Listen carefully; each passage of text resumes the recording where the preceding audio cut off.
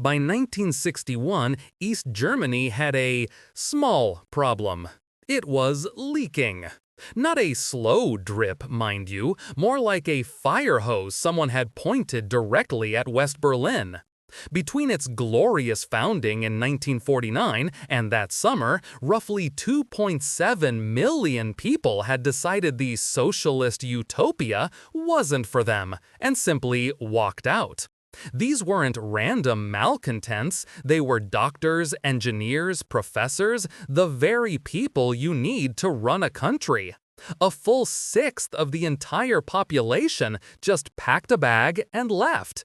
The GDR was experiencing a catastrophic brain drain, which is a polite way of saying all the smart people were escaping.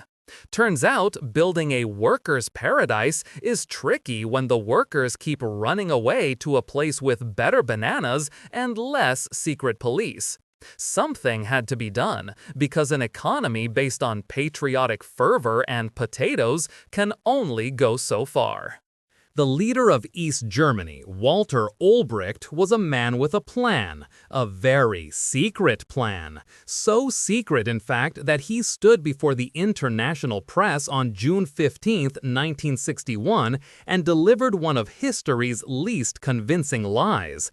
When a journalist asked about a potential state border right in the city, Ulbricht, with a completely straight face, said, "Niemand hat die Absicht, eine Mauer zu errichten." No one has the intention of building a wall. It's the political equivalent of a child with chocolate all over their face insisting they haven't touched the cake. The sheer audacity is almost admirable.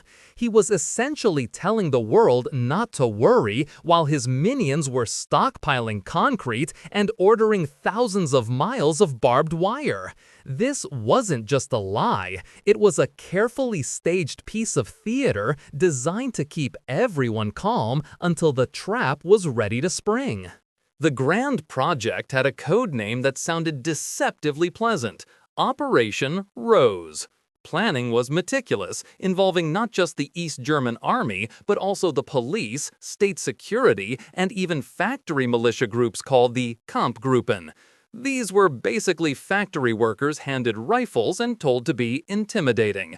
On Saturday, August 12th, the order came down from Ulbricht, who was hosting a garden party for top officials. How wonderfully villainous! While the elite clinked champagne glasses, over 40,000 troops and police were being mobilized. They were told it was a snap drill to combat Western aggression, a story so thin you could read a newspaper through it. At exactly 1 a.m. on Sunday morning, the lights went out across major sections of East Berlin, and the operation began. The city was about to be ripped in half. Imagine going to bed on a Saturday and waking up in a different country. That was the reality for Berliners on August 13, 1961. Thousands of soldiers descended upon the 81 crossing points and the 193 streets that connected East and West Berlin. They used jackhammers to tear up the roads, creating impassable trenches. They unspooled miles of barbed wire. They erected concrete posts. By sunrise, a crude but effective barrier was in place. The S-Bahn and U-Bahn lines connecting the two sides were severed. Families were split. People who had gone to the West for a movie or to visit relatives found they couldn't go home. On one side, stunned silence and confusion. On the other, armed guards with orders to stop anyone from crossing. The city's heart had been severed with brutal, bureaucratic efficiency. The initial Berlin Wall wasn't the imposing concrete slab we see in photos. That came later. Version 1.0 was a masterpiece of hurried, desperate construction. It was mostly barbed wire fences, sometimes chest-high, guarded by soldiers who looked just as confused as everyone else. In some places, they just bricked up the doors and ground-floor windows of buildings that bordered the West. It was ugly, chaotic, and shockingly effective. This wasn't some grand architectural statement. statement. It was a prison wall built in a panic. The goal wasn't permanence, not yet. The goal was to stop the bleeding of people immediately. It was the physical manifestation of a political system admitting it could only keep its citizens by physically caging them in. A truly great look for communism. So, how did the heroic, freedom-loving West react to this outrage? With a resounding meh. The Allied commanders in West Berlin lodged a formal protest, which is the geopolitical equivalent of leaving a passive-aggressive note on the fridge. President John F. Kennedy, despite his later famous speech, was privately quite pragmatic. His administration knew something was coming and decided it was better than an all-out war with the Soviets over Berlin. He famously remarked, "It's not a very nice solution, but a wall is a hell of a lot better than a war." Which is true, I suppose, unless you're the one stuck on the wrong side of the wall. The West huffed and it puffed, but it did not blow the wall down. The Soviets had called their bluff, and the world watched as the concrete set. Nowhere was the absurdity more potent than on Bernauer Strasse. Here, the border ran straight down the street. The apartment buildings were in the east, but their front doors and sidewalks were in the west. It created a situation of pure surrealist horror. The GDR bricked up the front doors, forcing residents to use back entrances in the east. People became desperate. They started jumping from their apartment windows into the safety nets held by West Berlin firefighters below. One famous image shows a 77-year-old woman, Frieda Scholze, climbing out of her window to escape. It was a life-or-death decision made 20 feet above the pavement.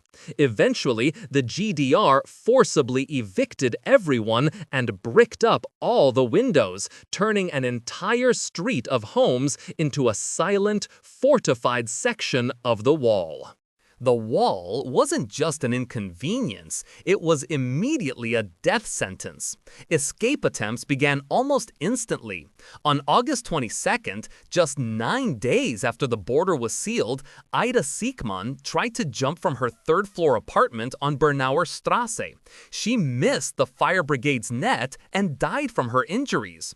2 days later, a 24-year-old tailor named Günther Litvin was shot and killed while trying to swim across the Spree River to the west. He became the first victim of the border guards' shoot-to-kill order. These weren't soldiers or spies, they were nurses, factory workers, and students who made a desperate gamble for freedom and lost. The East German regime had made its point with absolute brutality. The border wasn't a line on a map anymore. It was a weapon.